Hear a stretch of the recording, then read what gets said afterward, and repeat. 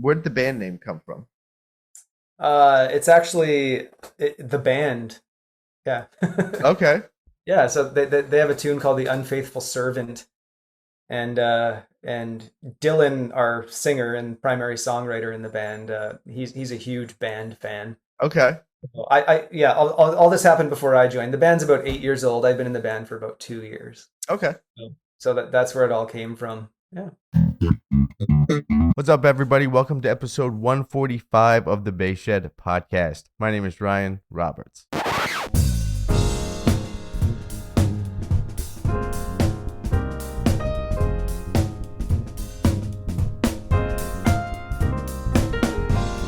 What's up, everybody? Welcome back to the Bass Shed podcast, the show where we talk about artistry, career, and culture. If this is your first time checking out the show, please make sure to hit subscribe wherever you are listening to the show. If you're watching it on YouTube, make sure to give it a thumbs up and hit the little bell to get notifications about new episodes and new content. On the episode is Mark Johnson. Mark Johnson is the bassist for the Unfaithful Servants, Canadian newgrass and Americana band with deep roots in bluegrass, old-time, country, and jazz. Mark is based in Victoria, British Columbia, and has over 35 years of professional experience as a working bassist touring theaters and festivals across Canada and increasingly throughout the United States. In this episode, we're going to dig into Mark's approach to serving the song, developing feel and time across genres, and what it takes to build a long, grounded career on the bass. We'll also take a deep dive into the Unfaithful Servants' new album titled Fallen Angel, talking about the arrangements, the musicianship, and how the band balances tradition and sophistication. This was a fantastic conversation with Mark, but first, there's a couple other things I want to tell you about. Lemur Music. This episode of the podcast is supported by Lemur Music. Everything you need for the double bass, whether you're a student, educator, or a working professional. They've been supporting the bass community for decades and understand the instrument inside and out. So for the double basses out there, if you want gear and accessories from folks you can trust, stop by lemurmusic.com. Use the promo code TheBassShed, all one word, for 10% off. Bass players, if you want to take a deep dive into some iconic bass lines, check out the transcription book, Jerry Jamont, 15 Timeless Bass Lines. This book is especially important to me and meaningful to me because I got to work with Mr. Jerry Jamont himself. He brought over a hard drive to the studio and he picked all the tunes that are transcribed in the book. And after I transcribed them all, Jerry had the final call, and Jerry has approved each and every bass line and solo that's in the book. So stop by, pick up your copy of Jerry Jamont, 15 Timeless Bass Lines. You can get that at thebassshedacademy.org. There will be a link in the show notes below. And if you're looking for more bass content, there's always something happening at thebasshed.com. Find in-depth lessons, other transcriptions, album deep dives, gear breakdowns, some mindset pieces, podcast extras, things that don't always make the episode that is published here, all kinds of things related to bass culture at thebasshed.com. All the content there is purposed to inspire your playing, to build your playing, and not only your playing, but your inner musicianship. So stop by thebasshed.com for more. All right, before we jump into the conversation with Mark, I want to take a second and just talk about why this is such an important conversation. Mark isn't just a great bassist, he's someone who's spent decades doing the real work of being a musician, touring consistently, serving bands, showing up night after night, and finding ways to stay grounded without burning out or losing the joy of music. Mark has spent time studying jazz and the jazz tradition, and he is also deeply rooted in bluegrass, old-time, and Americana traditions. What really stands out to me is how thoughtful he integrates those worlds, right? Nothing feels forced or flashy. Like everything he's doing, and his purpose is to lay it down and serve the band and honor the music. And I think that those are characteristics and values that can easily get lost in what the bass is becoming and has become. Mark is also a member of the group The Unfaithful Servants, and they have a new album out titled Fallen Angel. On that album, you can hear a band of true players who deeply care about arrangement, mood, and story, who also trust each other enough to let the music take the shape it's going to take, and they trust each other as musicians. All of that comes through on the record, and I can't speak highly enough of this record. Definitely check it out. There will be a link to it in the show notes. In this conversation, of course, we're going to talk about bass, and I can't imagine there's a time when two double bass players get together and the topic of strings don't come up. So we're definitely going to talk about some gear and set up things. We're also going to talk about really fascinating topics to me about how geography shapes sound. And here it is. Here's my talk with double bassist for the Unfaithful Servants, Mark Johnson. Well, man, let's actually, before we get in, what are we looking at here? What are the two ladies on the left there? What are the basses? Well, the one in the front here is my primary bass. It's a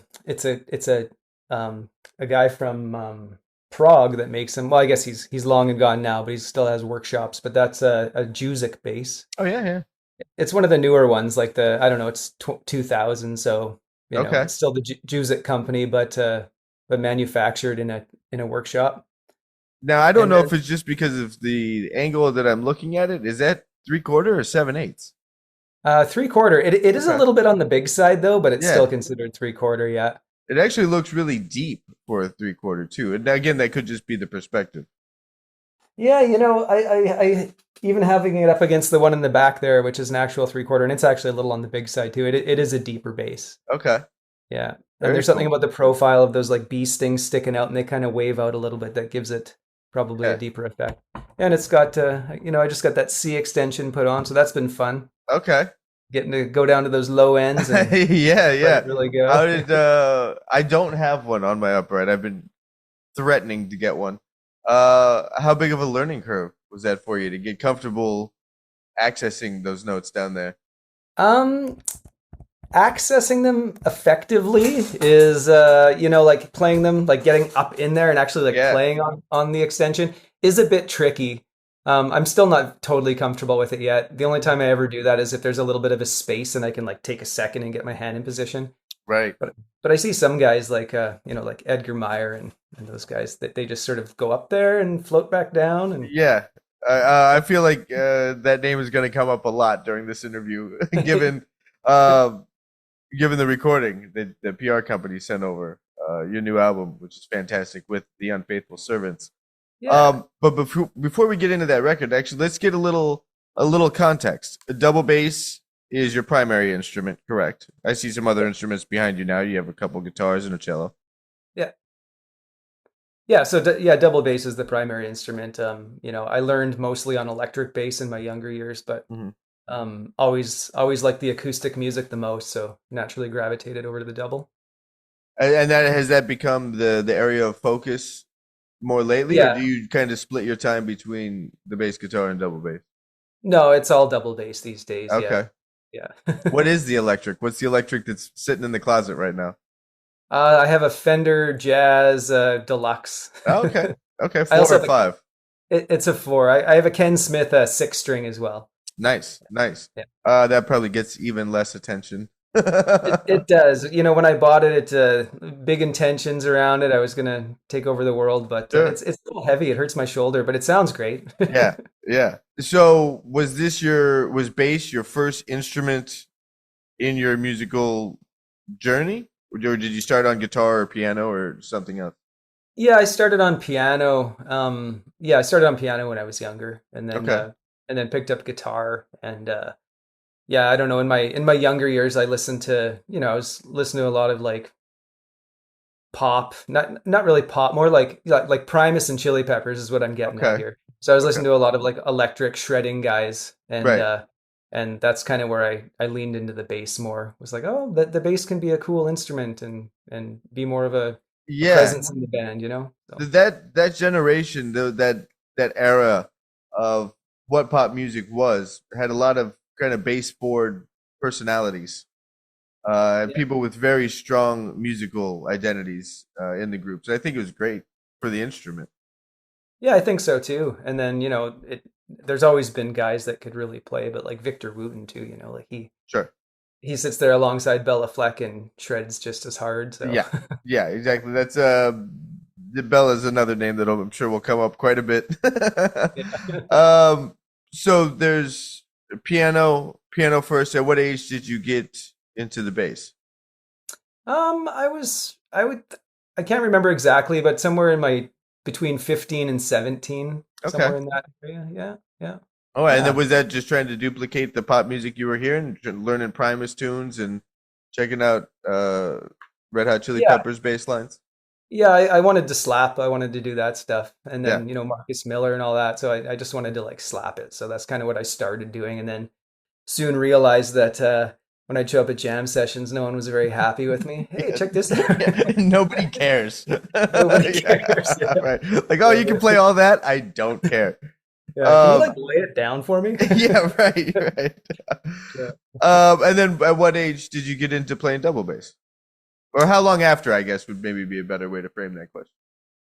I got my first double bass when I was probably like 23 when I got my Mhm. first double bass, so maybe 8 years later, I guess. And then again, like big ambitions around it, but it was way more of a beast than I anticipated when I Yeah, got it. So it collected dust for a long time, and I eventually sold it. And it was actually only about maybe 12 years ago that I got back into it.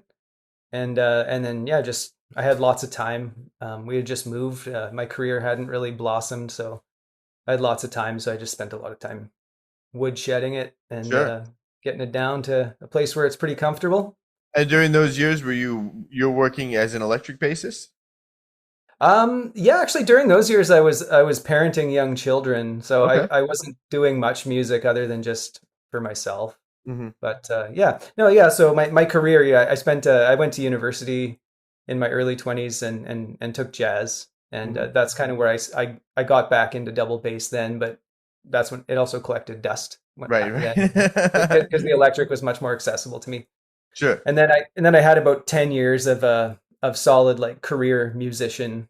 I was going hard, playing in the scene, gigging all the time, touring, original music, all this and that. And then I had some kids and moved and kind of just like put it aside for a bit and then got Yeah. back into it. Yeah. And what was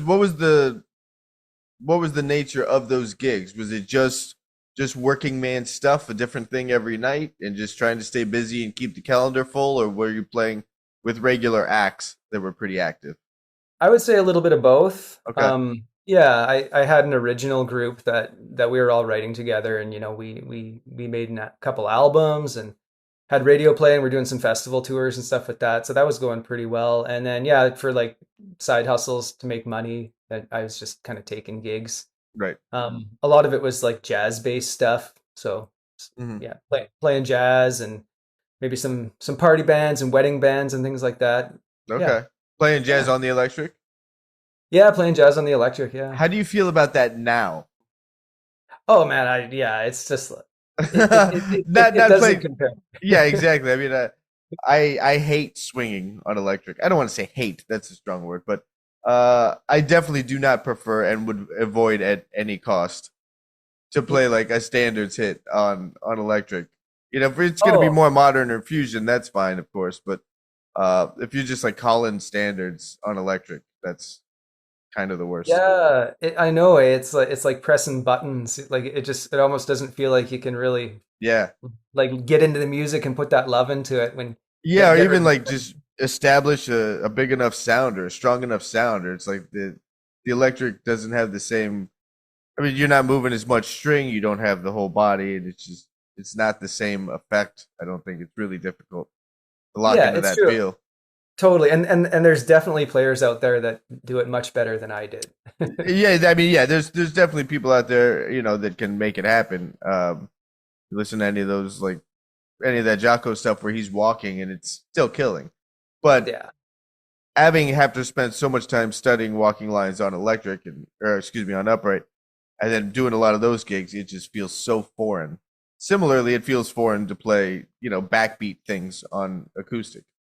Like that's Yeah. just not the language. It feels so foreign. Yeah, that's totally a good way of putting it. Okay, so you get back into double bass. And then what where'd you go? Did you pull out this Samandel? Were you just doing etude books? Were you studying classical technique at all? Were you getting back into jazz transcriptions or the Rufus Reed book or what kind of things did you pick up? Yeah, the Ray Brown method Hmm. was one of the books I picked up, and that was super duper useful.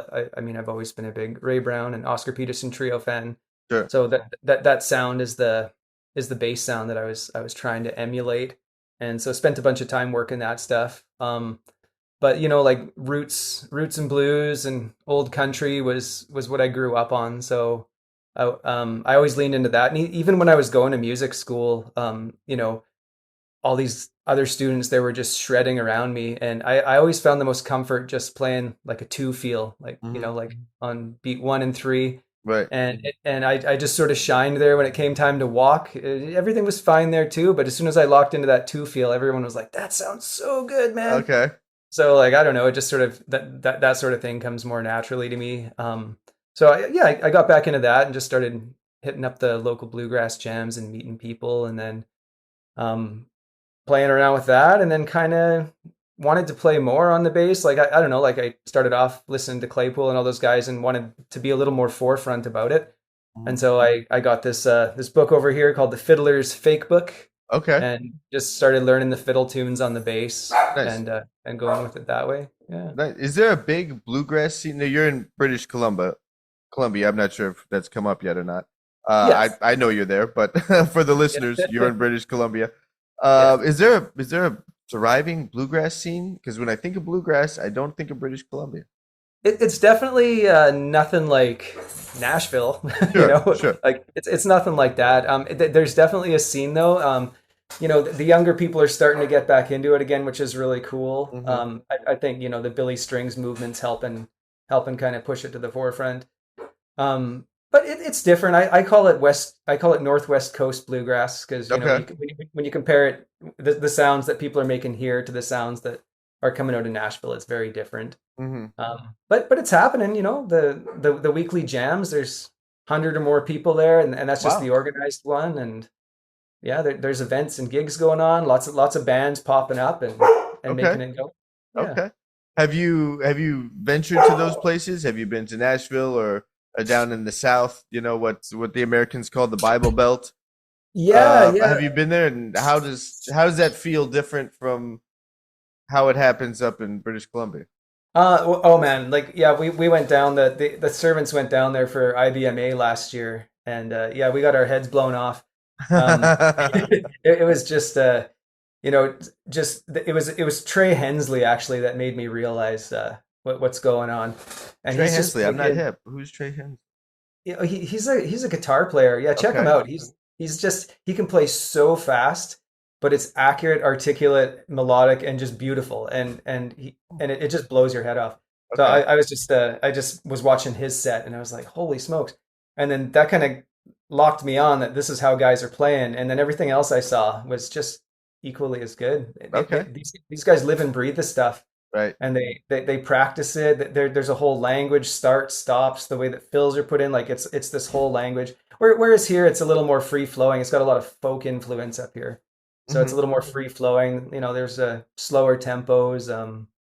Yeah, Now, in general, I think that it's as an American, my Canadian friends, people, or yeah, I mean they're friends, people I work with and stuff that are Canadian. There is just a more laid back nature to them in general. I've never been to Canada, but all my Canadian friends, it's very relaxed. And so, do you think it's just the geography and the influence of the geography that is the difference in that sound? yeah. It could be. There's a lot more space between people too, right? Like Hmm. all these communities take a while to get to. There's most likely less population in these smaller communities. So there's a real laid back feel to it. Yeah, I don't know exactly what the source of that laid backness is, but I see it too, Hmm. a little less competitive maybe. Sure. And that's actually a good point. I mean, I do think that proximity to, if you have more personal space in your daily life, that's going to just change a temperament, or at least influence a temperament, to Yeah, be more relaxed and not so disgruntled or on edge or anxiety or whatever the yeah, word would be. yeah, Because you just have everything can breathe at a different pace. Yeah, totally. I mean, but when we were down in Nashville and Chattanooga actually is where the event was. When we were down in Tennessee last year, all the musicians I talked to were all super laid back guys too, Hmm. though. So and they're just shredding. I just think it's the standard when you're surrounded when you're in the heart of the scene. It's like New York and jazz. When you're in the heart of the scene, you gotta have that edge. You gotta be on top, and if you're not on top, you're not going to get noticed. Right. Whereas like over here in Victoria, what's top notch here wouldn't even get noticed over there, really. Hmm. Yeah, I mean but that doesn't, just because I think things are unacknowledged doesn't mean that they're not worthy of acknowledgement. I think that Oh, too many people fall into that trap, and I'm not saying you are, just as something in general that if it is under acknowledged, it doesn't mean that it's worse than or lacking in any, no, no, I way. definitely didn't No, mean yeah, that either. But it's just like in Nashville, they're all kind of building this tower of awesomeness, and sure. they're focused on the same things, and they're just sort of growing this traditional sound. Whereas, I mean, like you take like Colorado bluegrass, which is huge and has just as big of a place, and Right, it's different. It's different than Nashville bluegrass. right. Yeah, no, I've spoken to some guys who are bluegrass players in Colorado, and we've talked about that. And like I mentioned, I'm in LA, and so there's kind of what you're talking about in relation to Nashville, is the building this tower. Like I see it happening here too, and everybody's just kind of gunning for the big tour or whatever it is. It's okay. Yeah. It also seems just very, I don't know what the word is, self-absorbed or insulated, or it's just its own little toxic world sometimes. And I don't think music can breathe the same way. It can be, and then Yeah. there's those players that are just so naturally good Yeah. that they sit at the top and they're just like, oh, this is great, Yeah, you know. yeah, exactly. Yeah, those people will always be there, both to inspire us and sometimes make us feel bad about where we're at, all at the same time. Totally. Um, so how long have you been playing with the Unfaithful Servants? And I'm always captivated. This comes up a lot when I talk to folks that are in a regular project. Um, where did the band name come from? It's actually the band. Yeah. Okay, Yeah, so they have a tune called "The Unfaithful Servant," and Dylan, our singer and primary songwriter in the band, he's a huge band fan. okay, Yeah, all this happened before I joined. The band's about 8 years old. I've been in the band for about 2 years. okay. So that's where it all came from. Yeah. Did you directly replace someone, or were they without for a little while and were trying to figure out what they're going to do with the bass chair? How did you get involved with the group? Yeah, I guess like a brief little history on the bass position in the group is they started with someone and I don't think that person was fully committed. And then Mm, they finally had someone that was committed, but then COVID happened sure. and everything sort of fell apart. And he ended up moving off to a farm and then Jesse and Dylan, the two founding members that are still in the band, decided that they wanted to rebuild the band. So they found a fiddle player, a young guy who's a Quinn Etheridge Pettin. He's like the hot to do guy around the island here. He's like Yeah, I 22 mean, from years listening old. to that record, he's uh, Yeah, I heard a lot of Mark O'Connor there. yeah, oh Yeah. yeah, yeah. He takes it all in. He's a great musician. And then so they were looking for a permanent bass player. They were hiring a couple guys back and forth, and it was going really well. Both good players and keeping the band afloat, but they're just having a hard time making the moves they wanted to without a committed full time band. Hmm. And so I was playing with this other bluegrass band and the Hoss Mountain String Band, and yeah, they just called me up and said, "Hey, we're looking for a player. You want to try out?" And I was like, "Oh yeah, totally," because I've heard of Jesse Cobb. Jesse's got he's from Nashville and he played with all the big guys. He's like deeply embedded in the scene down there. So Hmm. I was hoping one day he'd call me up and ask me to play. And so Nice. finally got the call and was like, "Holy smokes, here we go." Yeah. And then I took a listen to the songs to learn, and it was much more complicated than the bluegrass I was used to playing. So Yeah, I uh I noticed that from the record. Like the arrangements are very thought out and very meticulous. Like it's not just calling tunes. Like Those are very specific arrangements and very, very interesting arrangements. I really like that. Yeah, there's definitely a high quality aspect to the music that's Hmm. expected in the band, and I like that too. I've always been that way. I was kind of looking for my team, my guys Yeah. that would be willing to kind of work that way. So we all pretty much hit it off. I learned the repertoire as best I could. Showed up at the first rehearsal and played all the hard stuff down, and they were just like, "All right, here we go." Yeah. If you want the gig, you got it. How much time did you get to prep? Oh, a couple weeks. Okay. Yeah, yeah. I spent a lot of time Good. prepping it. I wanted to show up and make an impression. Don't tell them that, because according to them, I just showed up and crushed it, right? No, yeah, yeah. You just heard it for the first time on the car ride over there. It's Yeah. like, what key is this in again? Yeah. I think that's cool, and I do think that um, I'm always inspired when people put that much time and effort into learning the material, because I feel like a lot of times musicians will learn, a lot of technique and a lot of musicality, and they just have this toolbox full of stuff. But then when it comes time to learn the specific material, they don't they don't practice that with the same diligence. So I always Yeah, think it's very cool when you're going out on an audition or a tryout or anything, when people put that much dedication into learning this batch of material and learning this book, because that's you could do all the other stuff, but it doesn't matter if you're not on the gig. yeah, Right. totally.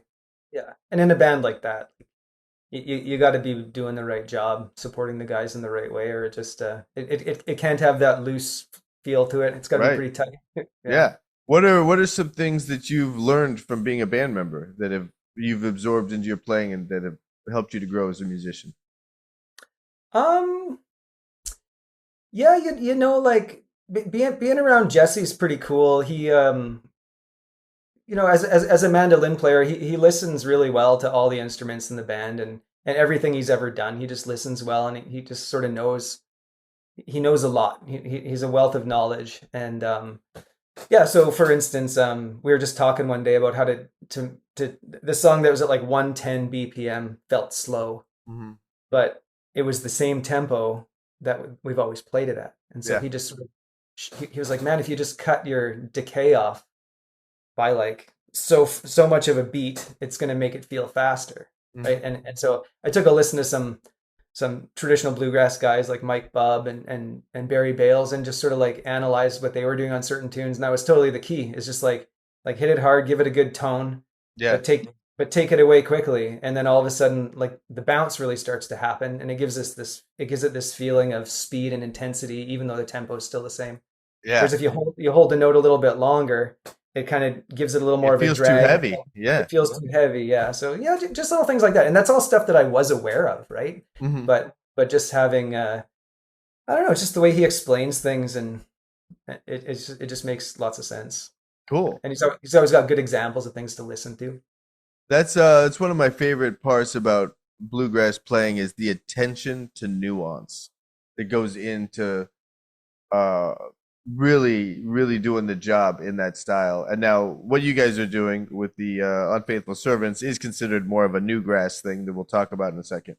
But just because your left hand isn't playing all the notes all the time, I think there's so much attention put into things just like that, like beat length, attack, the how necessary it is to be ridiculously consistent, Yeah. and build the rhythm section across four different instruments. Like the four different instruments are creating a drum set, that it's and all of that I think is beautiful, and all the nuance that goes into that thing. It's a very tall order, even though it Yeah. doesn't seem flashy or anything. You Yeah. have to be so strong of a musician to deliver that with the consistency it needs.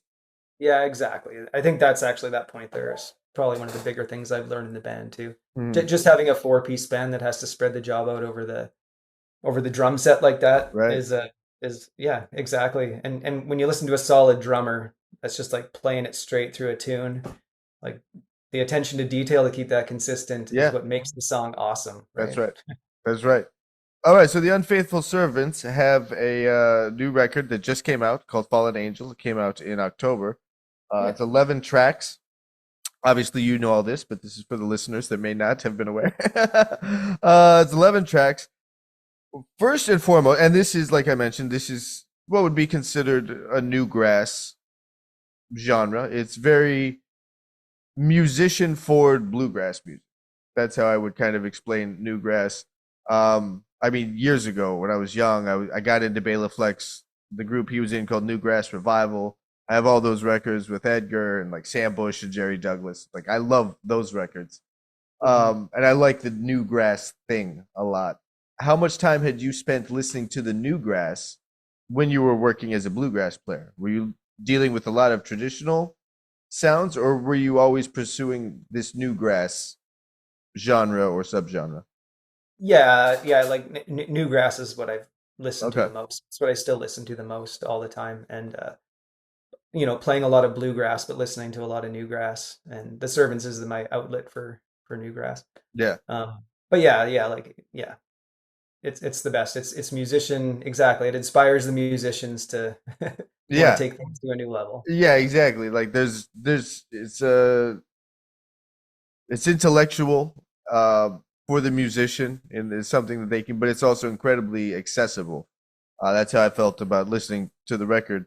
What is the writing process for this record? Because I loved, before we get into some more specific things, and I do want to talk to you about your bass setups and how you approach. Actually, let's start there. How do you approach the setup on your bass to get the sound you need for this style of music? Yeah, so I don't know if you can see there. I got the Spyra cores on Hmm. there. That's a pretty traditional string setup for bluegrass. A lot of the guys will have the D and the G will use a gut just for the Okay. a more deadened tone. But I Almost kind of like similar to a jazz player, like Spyro's on E&A. And are you using the heavy gauge? I have the heavy gauge on the E, Yeah. and then I'm using medium gauge on the E, and then light actually on the others. Okay. I Yeah, actually play and it the I other way around. I love okay, the yeah, I love the light E because like yeah. it growls. I love the growl of that gauge on my upright. And then the other ones, I have Yeah. another Spyrocore, and then I think two, I don't know what's on there now, Eva Perazzi's or Obligatos on D&G. Yeah. I'm actually gonna. I'm thinking of going towards that angle too. Mainly for the arco work, Yeah. and that's actually why I have the lights on there right now too. Is I just have an easier time getting the bow to go. Like when you get up into the thumb register, Hmm. I just getting the bow to sound nice is Right. tricky on spyros. Yeah. Um, Yeah, they're so kind of I got the inherently lighter gauge. scratchy. Yeah, inherently Yeah. scratchy. So yeah, I'm thinking of going to. I don't know. I was gonna try those Eva Perazzi perpetuals on the D and the G and see how those go. Yeah, I haven't played the Perpetuals yet. I was playing Evas for a little while, and I liked them because it was a good string. It was a good string to double on, and I can do all the classical practicing with the bow, but like not be inside my own head, because if it's too scratchy because of the string, then I think it's me and I'm doing something wrong. Yeah. That'll send me on a month of trying to figure something out, and it's just not the right string. Yeah, Uh, no, totally. I'm actually in a conversation with a few other bass players right now. Like yeah, Paul Coward of the Punch Brothers. okay. He's trying to get me. He's trying to help me out to get the right string set up too. Because he's been through it. Evas are nice, and I really like the obligatos. And the obligatos like have a little less roll in the left hand. Okay. Um, yeah, I really like those. Do you find that they have the right tone for like walking and pumping the bluegrass I together? I do I do now. Uh, I don't I don't necessarily have like the when I get into jazz playing, like that's my main deal. Is I don't have the super high action with the guts, and I'm like some kind of purist. That's not me. But yeah, I can get the sound out of it, and I primarily want clarity. I Yeah. really want the notes to cut so that one, I can check in on any tuning issues I need to adjust.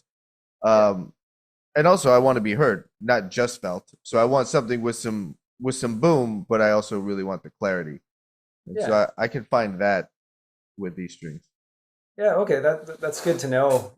Yeah, I've talked to other bass players that use the obligatos as well. Mhm. They're pretty happy with it. I was just wondering, like when you're transitioning from spiros to the obligatos in a line, are you noticing any major tone changes, or is No, not too much. I mean, the Spyro, it sticks out, especially when it's new and it's fresh and it's like right out of the gate and you get that growl that's amazing. But as it stretches and ages, it kind of that wears off, and across the bass they blend more. yeah? But you're not getting the same kind of fundamental from the string, so there's that trade-off. Okay, well that's good to Yeah, know. yeah, but I mean, this is man, this is the ongoing double bassist conversation, right? Like, what are the strings, and like talking through every permutation Oh, possible. It's a never-ending journey. That right there. it is. Yeah, we could talk about this forever. Yeah. We'll be back right after this.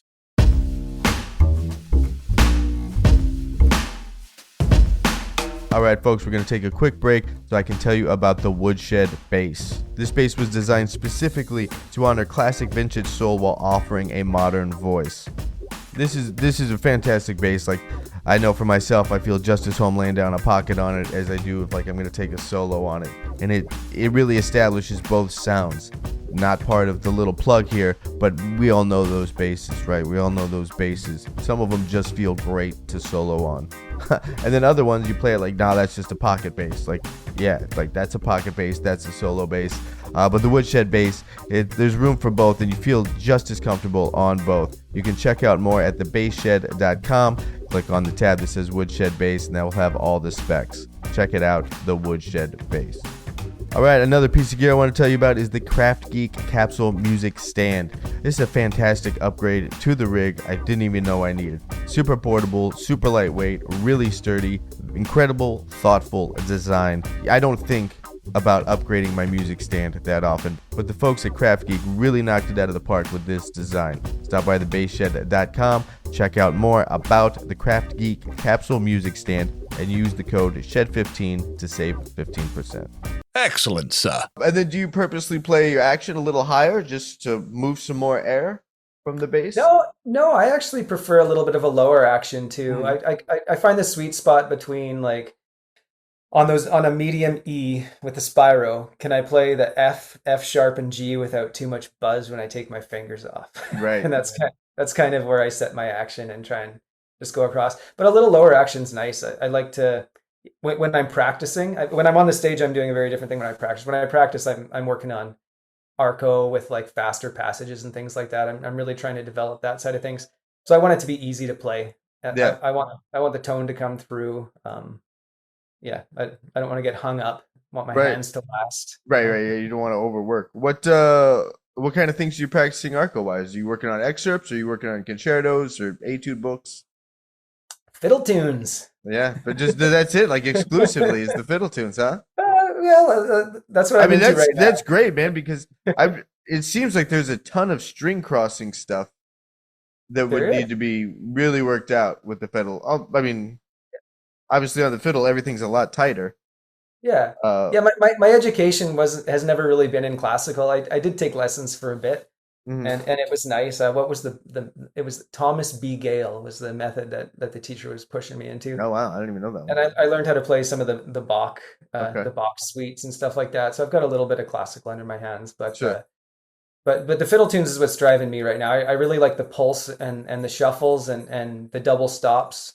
Yeah. And just like trying to keep that all included in there and doing it on the bass. Like that's one of my favorite sounds is like when Edgar and Paul Court play fiddle tunes on the bass and they're just driving that rhythm. It sounds Yeah. so cool. So Yeah. I'm just trying to develop that. That's killer, man. Yeah. So to the record, this is your first record that you've done with them, correct? That's correct. Yeah. And were you involved with putting these together, these tunes, or the writing process at all, or did they already have these together when you had joined the band? A little bit of both, I'd say. Some of them were together. We've worked out a lot of things, even stuff that I guess they thought was together has changed since I've been in the band. Okay.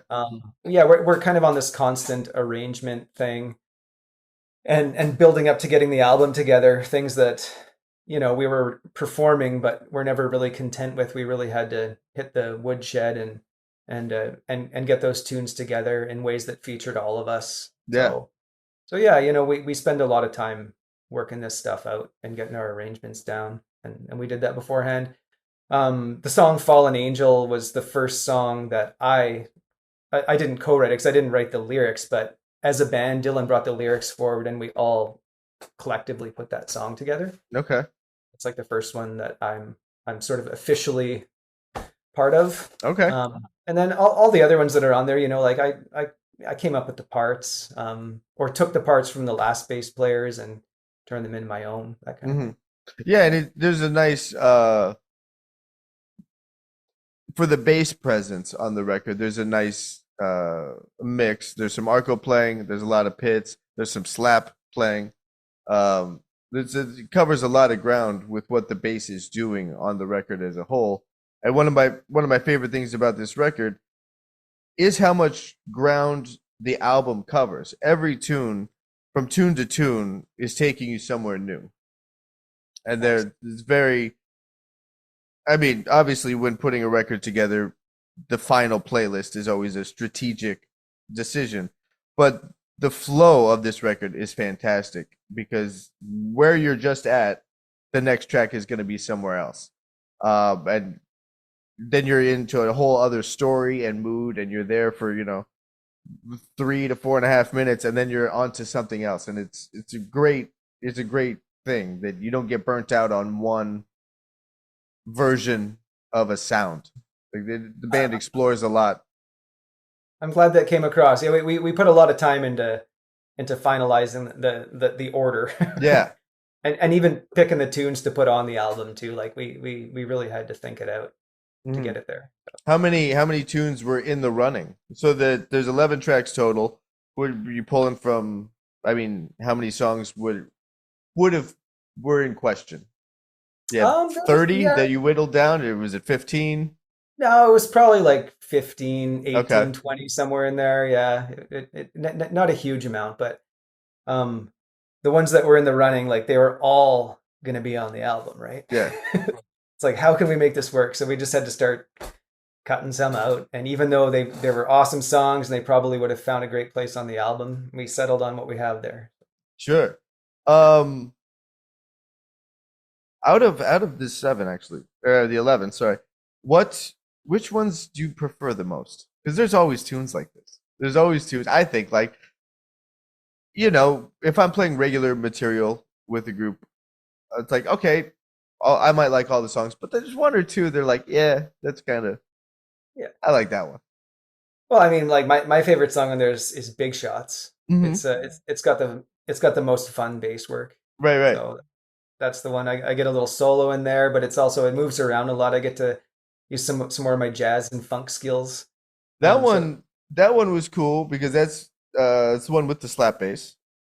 Yeah. Correct. And the tune's in 6, but there's a lot of hits that are really coming from a 4/3 polyrhythm. Yeah. Throughout the whole thing, and it's really interesting. And it wasn't just like a waltz or some kind of normal country tune in 6. Like it was a very educated approach to playing that and what the band's doing rhythmically.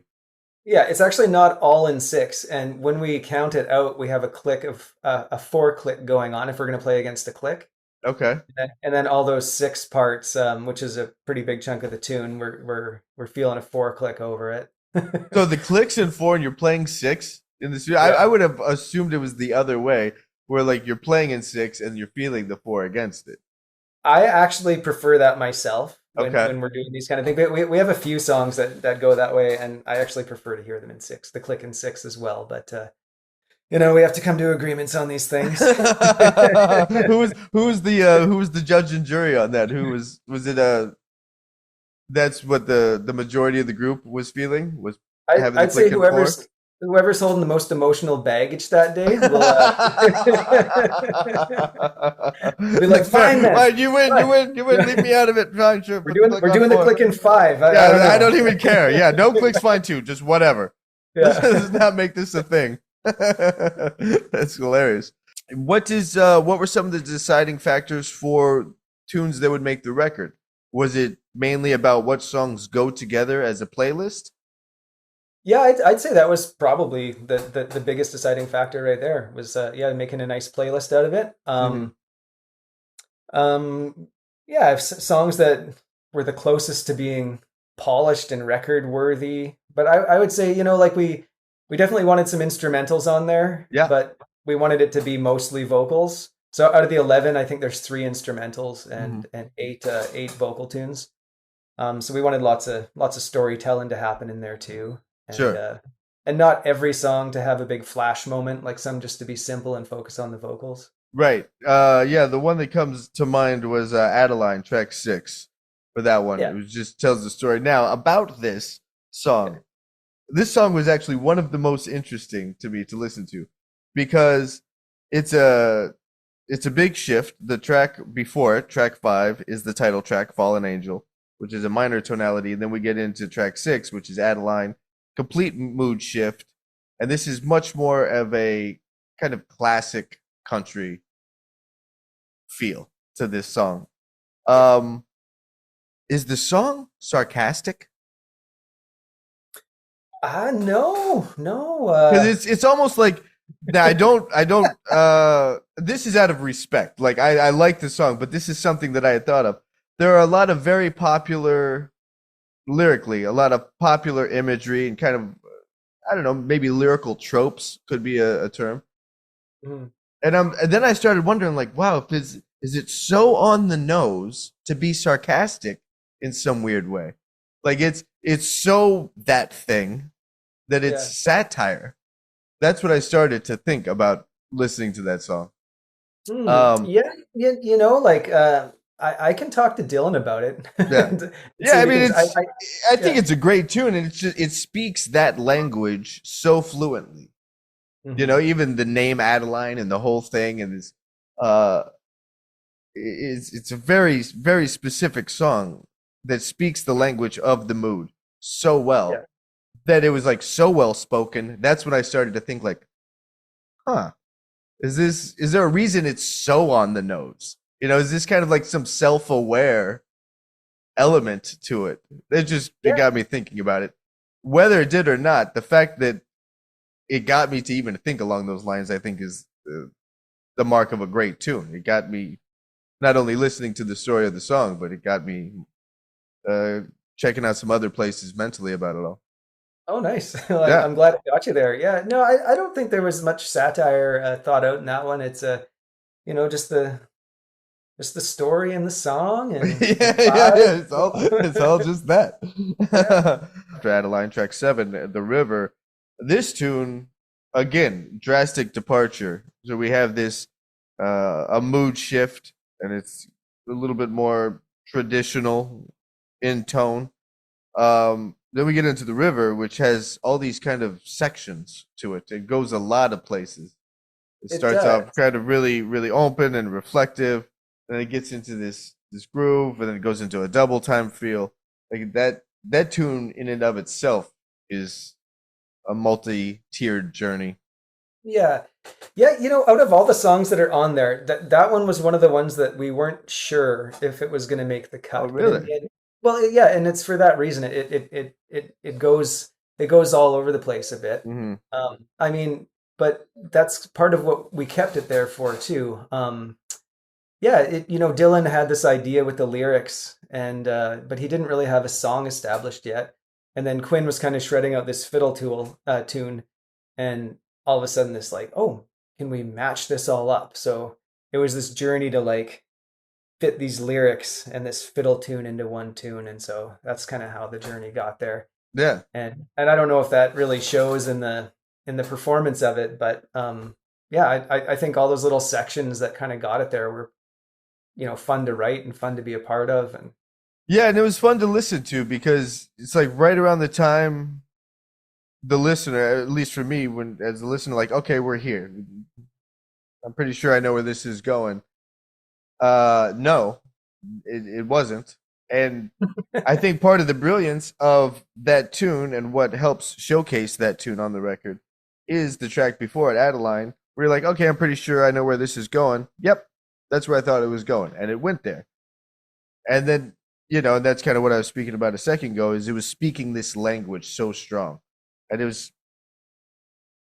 I don't want to say predictable, but there was a security in listening to that one. Whereas the river, there's an unpredictability to it, and so that's part of the genius, I think, of putting those two tunes back to back. Was Yeah.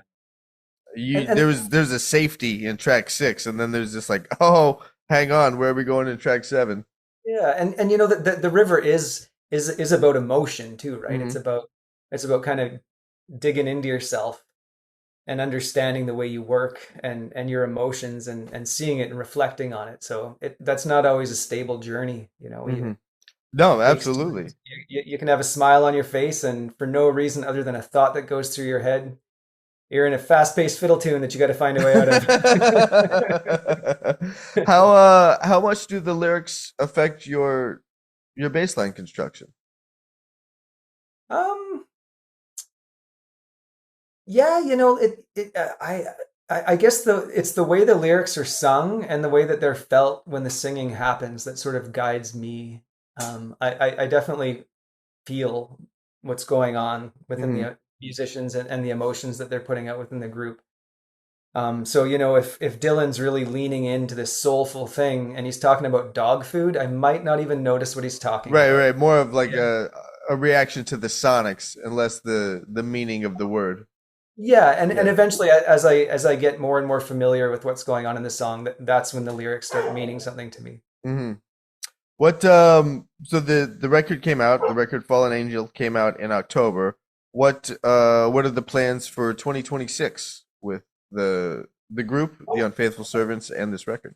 So 2026, yeah. So we got some pretty exciting things coming up. We're actually going to be going into the studio in a few weeks and start our journey into the next album. Oh wow, already. Yeah, the last album we did in a quick little timeline and budget, and we want to do spend a little more time on this one. So we're going to spread it out over a few months and get some tracks down really well. We got a studio space to use, so that's going to be happening. And then we've got multiple tours happening. You know, a couple weeks here, a couple weeks there. Okay, Two of them bringing us down to the States. great. So far anyway. I mean, we got our, you know, those Canadian to U.S. work visas are complicated and expensive, so we want to make the most of it. Mm-hmm. And also, it's just such a cool scene down there. One of them is we're going down to Colorado to play at Rocky Grass, and that's like one of the top tier bluegrass festivals. The lineup that's on there is just amazing, and we're just super grateful to be on there. So What city is that in? Lyons, Colorado. Okay, Yeah. okay. I feel like that has come up. There's been a few like Americana folk bluegrass folks I've had on the show, and I feel like Lions has shown up. I know Vale has shown up. There's like some mountain towns. Yeah. I say that, but it's Colorado. I feel like every town is a mountain town in Colorado. But there's some smaller mountain towns that have really strong scenes and a really strong community over there, and it's a lot. There's a lot going on in Colorado. Yeah, totally. Yeah, it's a vibrant scene. Planet Bluegrass operates out of there. Like they put on Telluride and Rocky Grass, so Okay, there's just a high caliber bluegrass scene in Colorado, and yeah, so we're gonna get to go be a part of that, and that's pretty exciting. nice. You know, they Yeah, no, actually. I don't know. A friend of mine plays. He's the assistant principal in the Colorado Symphony, or at least was last time I spoke with him. They actually teach bluegrass in college oh, in Colorado. I remember when he told amazing. me that. I'm like, interesting. You Now, know, not that it shouldn't be, but that's such a folkloric thing to me that it's passed down by hearing and doing. And is there enough in a semester to really teach? Like, just go do it. Just go do it a bunch. Like, what is there? There's no book work to do on this stuff. It's just go do it. I mean, Berkeley's doing it now too. The Really? University of Texas is doing it. Yeah, it's happening. I Wow. mean, like this whole thing that I'm doing with like learning all these fiddle tunes. Yeah. I find it to be just as valuable as learning the classical stuff. Like it gets you all over the instrument. It gets you into these. It's very melodic. Hmm. Yeah, it's not as easy as it sounds. No, no. I mean, when you take it that route, like learning fiddle tunes, that's something else to me. I mean, it's not that you're not learning bluegrass. It's kind of a more advanced approach to learning bluegrass on the bass versus learning a bunch of bluegrass standards or hearing your way through a tune or what some tonal options are or examining form or something. But the bluegrass, what was the name of that fiddle book you were going through again? Oh, I got it right here. It's called The Fiddler's Fake Book. Okay. Yeah. And so is it just melodies like a fake book would be, like lead sheets? Yeah, it's got, just it's got like melodies and chords. So there's an example page right there. Okay. Yeah, melodies and chords and okay, but they're not vocal melodies. I guess that's what I was thinking, that they might be vocal melodies, but they're no the actual fiddle part. Yeah. Fiddle tunes and bluegrass is the instrumental tunes. They call them fiddle tunes. Okay. Yeah. Okay. I used to play country in Phoenix, but that was it wasn't bluegrass. Cool. So you got some tours coming up. When you come down for the stuff in Colorado, is it just for the Colorado dates, or are you jumping around a little bit while you're down here? We're lining up a tour. We got one in northern BC, and within a week we have to be in Colorado. So it's about a 32-hour drive from one to the other. So we're trying to break it up into, and we have 4 days to do it. So we're trying to break it up into 8-hour drives and a gig every night. And and so we'll figure it out. Through the BC part, we've got lots of connections, and then Jesse, our mandolin player, he used to be in the infamous String Dusters, and he's toured around those areas a lot in the States. So he's got some contacts in the States there. So we'll I've talked to them. Is that Travis Book on bass? Yeah. Travis has been on. Yeah. Yeah, nice. Yeah, I remember Travis. Travis is in Vail. Is Travis in Vail? Oh, I don't know well enough, but it sounds about right. I know they spend a lot of time in Colorado. Yeah. I think a couple of them live in Colorado, actually. It's been a while since that conversation, but I think he was in Denver because it's actually the PR company seems to have like a strong connection to people in Colorado. So when they email me to do interviews, it's typically there's a Colorado association, one way or the other. What can we look forward to for the next record? Is the next record tune-wise some of the ones that didn't make the cut on Fallen Angel? Yeah. There's some of them that didn't make the cut on Fallen Angel, and we've been writing lately. We got a whole pile of new songs that are coming out right now, or coming to us, and we're getting pretty proud of them. They're starting to take shape. So wonderful. So we'll have that stuff on there as well. Sweet. Yeah. Sweet. For Fallen Angel, you mentioned wanted to take a little bit more time with this upcoming record. For Fallen Angel, was that everybody in the room? Was that multi-tracked? How was that? What was the recording process for Fallen Angel? Yeah, it was multi-tracked, but it was everyone in the room. Okay. Yeah. But you recorded together. Yeah, we recorded live together. And we'll continue to do it that way. It's just it's just such a more intimate feel when you get it down that way. Absolutely, and that feel communicates through the recording 100%. Yeah. Cool. So Fallen Angel is on all the platforms. Yep. Available for streaming and all that, and the Unfaithful Servants, right? Not the Unfaithful Servants, because I was about to talk about the website. It's just Unfaithful Servants, correct? There's there's the okay. The Unfaithful Servants. Yeah. Right. Yeah, we're actually releasing a single today. Oh, really? A single with a video. Yeah, Fallen Angel. So the video's on YouTube. You can check it out on our YouTube channel. And, cool. I will have that in the show notes. Mark, thanks so much for being on, man.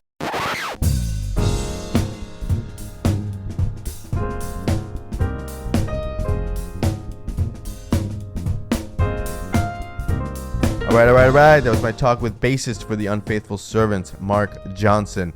Wonderful time talking to Mark, and what a great record. Like we spoke about in the interview, the arrangements on that album are really, really happening, and there's so much in that record for the listener. There's enough goodies in there to intrigue the musician, and then for those that may not be so focused on playing, as more of a casual listening experience, there's great stories and lyrical content too, so definitely check that out. The record is Fallen Angels by the Unfaithful Servants, and I will have a link to it in the show notes below.